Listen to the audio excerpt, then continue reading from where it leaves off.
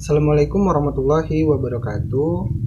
Perkenalkan, nama saya Julian Syahdi Putra, NPM 1811010121. Baiklah, di sini sesuai judul saya akan mempresentasikan hasil tugas UAS praktek saya untuk membuat beberapa topologi. Nah, di sini saya membuat dua topologi. Yang pertama yang sering digunakan yaitu topologi bus. Biasanya digunakan di lab, dan di sini saya tambahkan untuk WiFi, dimana biasanya ada switch yang menghubungkan ke WiFi untuk di WiFi corner. Nah, di sini saya menggunakan satu server, yaitu terus 4 PC, 2 switch dan satu wifi wireless router dan dua laptop. Nah, di sini untuk pertama kita hubungkan dulu masing-masing perangkatnya menggunakan kabel copper strike through. Dihubungkan. Setelah dihubungkan semuanya seperti ini, lalu atur di bagian servernya ini. Nah, kita klik saja, lalu buka desktop. Nah, di ininya kita buka IP configuration, pilih static. Nah, di sini saya menggunakan IP address 192.168.10.1. Nah, itu terserah kalian mau menggunakan berapa, tapi di sini saya menggunakan ini.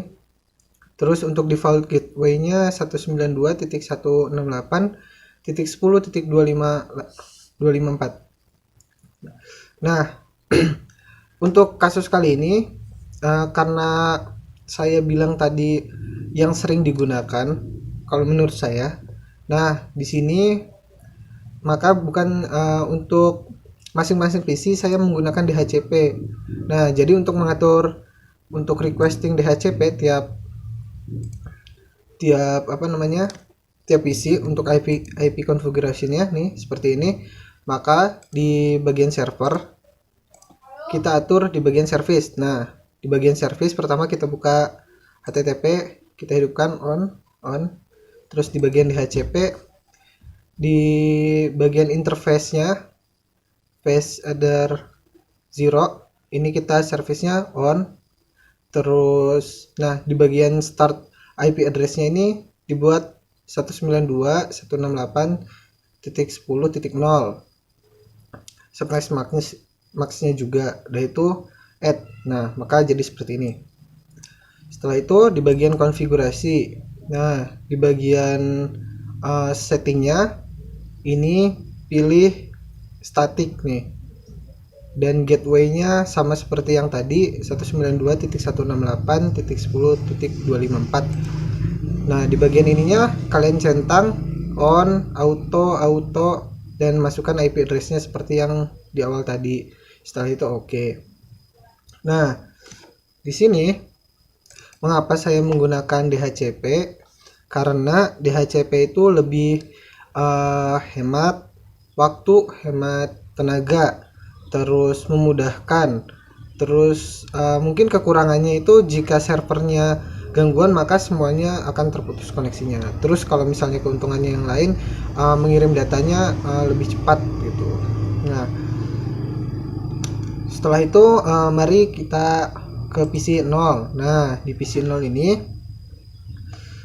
kalian buka IP configuration, tinggal pilih DHCP. Setelah itu maka si PC itu akan merequest IP address-nya sendiri, jadi lebih mudah menggunakannya. Udah itu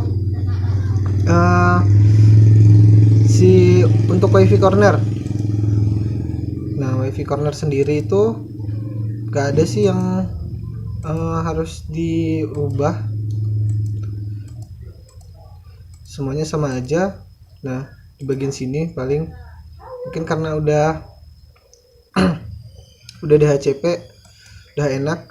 Nah itu di bagian laptopnya. Nah untuk menghubungkan laptopnya sendiri kita pilih di bagian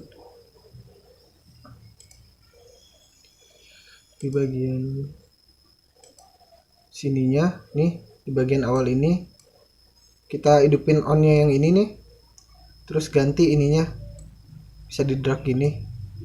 Awalnya bukan kayak gini, nanti pokoknya kalian hapus saja terus drag yang ini. Oke, mungkin itu. Nah di bagian sini sih ini yang bagian yang sering di sering digunakan untuk misalnya di lab-lab kampus menggunakan yang seperti ini. Oke, next. Selanjutnya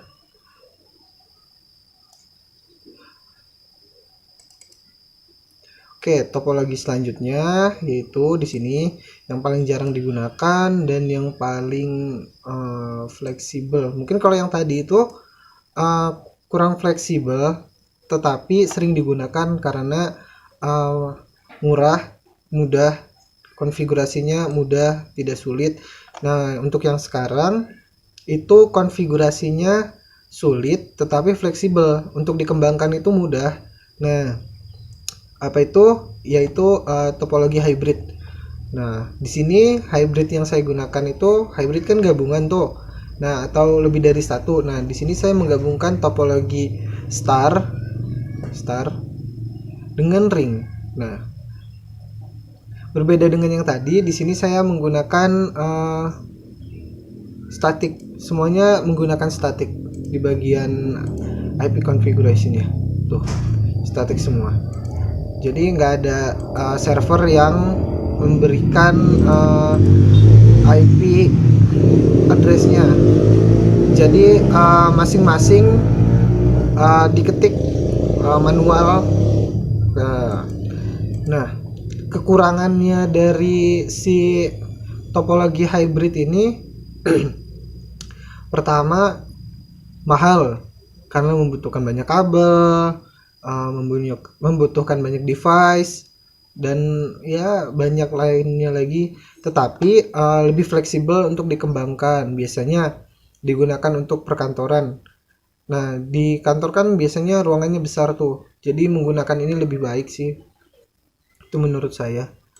Nah, untuk membuatnya sendiri tidak sulit, cukup menghubungkan bentuk saja seperti ini, menghubungkan antara switch dengan switch menggunakan kabel copper crossover, terus menghubungkan antara PC dengan switchnya menggunakan copper straight talk ya. Setelah itu masukkan IP-nya satu persatu. Setelah itu selesai. Cukup mudah menggunakan ini. Mungkin sekian penjelasan dari saya, kurang lebihnya saya mohon maaf. Assalamualaikum.